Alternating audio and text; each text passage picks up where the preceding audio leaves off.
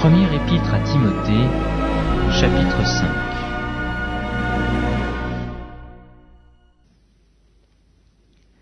Ne réprimande pas rudement le vieillard, mais exhorte-le comme un père.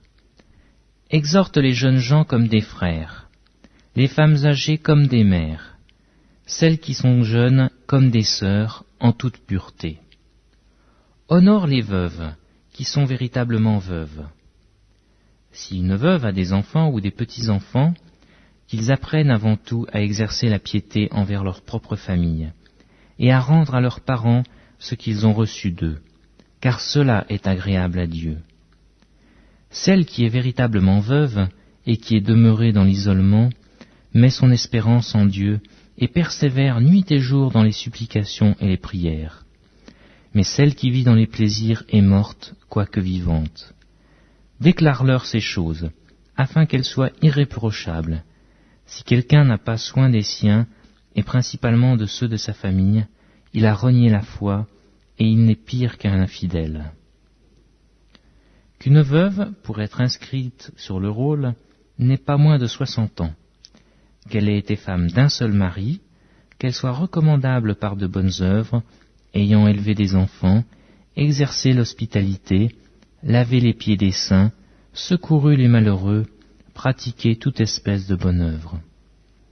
Mais refuse les jeunes veuves, car lorsque la volupté les détache de Christ, elles peuvent se marier et se rendre coupables de ce qu'elles violent leur premier engagement. Avec cela, étant oisives, elles apprennent à aller de maison en maison, et non seulement elles sont oisives, mais encore causeuses et intrigantes, disant ce qu'il ne faut pas dire. Je veux donc que les jeunes se marient, qu'elles aient des enfants, qu'elles dirigent leur maison, qu'elles ne donnent à l'adversaire aucune occasion de médire, car déjà quelques-unes se sont détournées pour suivre Satan. Si quelque fidèle, homme ou femme, a des veuves, qu'il les assiste, et que l'Église n'en soit point chargée, afin qu'elles puissent assister celles qui sont véritablement veuves. Que les anciens qui dirigent bien soient jugés dignes d'un double honneur, surtout ceux qui travaillent à la prédication et à l'enseignement. Car l'Écriture dit « Tu ne muselleras point le bœuf quand il foule le grain », et l'ouvrier mérite son salaire. Ne reçois point d'accusation contre un ancien, si ce n'est sur la déposition de 2 ou de 3 témoins. Ceux qui pêchent, reprends-les devant tous, afin que les autres aussi éprouvent de la crainte. Je te conjure devant Dieu, devant Jésus-Christ et devant les anges élus, d'observer ces choses sans prévention, et de ne rien faire par faveur. N'impose les mains à personne avec précipitation, et ne participe pas au péché d'autrui. Toi-même, conserve-toi pur.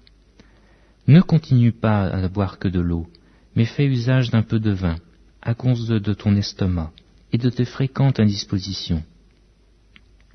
Les péchés de certains hommes sont manifestes, même avant qu'on les juge, tandis que chez d'autres, ils se découvrent que dans la suite. De même, les bonnes œuvres sont manifestes, et celles qui ne le sont pas ne peuvent rester cachées.